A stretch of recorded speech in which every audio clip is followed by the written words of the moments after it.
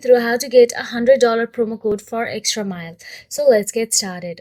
First thing first, all you have to do is go to the Google web browser and in the search address bar, start by searching for ExtraMile $100 promo code or ExtraMile discount code on Google. This will direct you to various coupon websites and promotional offers.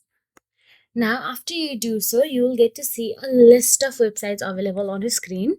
From there, check reputable coupon websites for promo codes and discounts.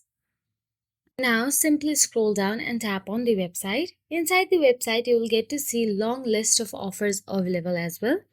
Now, ensure that your promo code you find is valid by checking its expiration date and any usage restrictions.